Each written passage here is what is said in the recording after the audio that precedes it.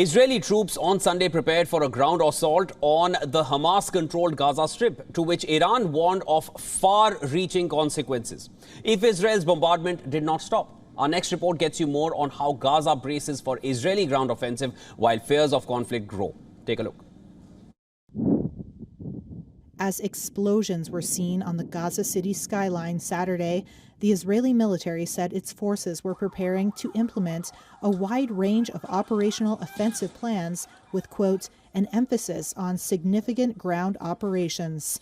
Thousands of Palestinians continue to flee the northern Gaza Strip ahead of an expected Israeli ground assault, while Israel said it kept 2 roads open to let people escape. Outside Gaza, Israeli Prime Minister Benjamin Netanyahu was seen in a government press office video visiting troops and telling them to be ready for the next stage without elaborating. Reuters video showed paramedics and rescue teams operating in an area of northern Gaza, which was hit by an airstrike, forcing them to scramble away quickly. Israel has bombarded the Hamas-run Gaza Strip with unprecedented airstrikes after Hamas fighters stormed through Israeli towns a week ago, gunning down civilians and taking scores of hostages. Some 1,300 people were killed in Israel. More than 2,200 people have been killed in Gaza, according to authorities there. But Israel's attacks on Gaza failed to halt Hamas missile strikes deep into Israeli cities. On Saturday, rockets smashed into a greenhouse in Ashkelon and wounded 4 people at a kibbutz. Back in Gaza, crowds of foreigners hoping to escape waited at the Rafah border crossing with Egypt. Egypt said its side is open, but traffic has been halted for days because of Israeli strikes. This young British girl said she is desperate to leave. I'm really in fear. And every time I just have to have the thought of me dying in a bomb in Gaza, it's not a good thing, but it's a really scary thing for me. A senior U.S. State Department official said the United States was working to open the crossing on Saturday to let some people out and had been in touch with Palestinian Americans who want to leave Gaza.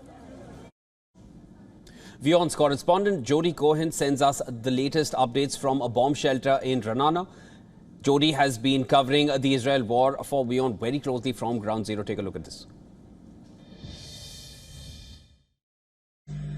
Good evening. So there have been repeated attempts by Hamas to try and infiltrate into Israel. There was also an infiltration attempt and other events on the Lebanese border, and 5 Israeli villages have been warned currently to shelter from a Lebanese infiltration. There's also been further rockets fired into Israel, and the IDF is continuing to respond. They also announced an evacuation corridor today, 2 evacuation corridors, for civilians to get out of northern Gaza before Israel is expected to target Hamas centres there. We know that more than 1,300 buildings are said to have been destroyed in Gaza, and the IDF says that behind every strike is a Hamas target and that the goal is to dismantle Hamas, but they're doing everything possible to give warning to Gazan civilians.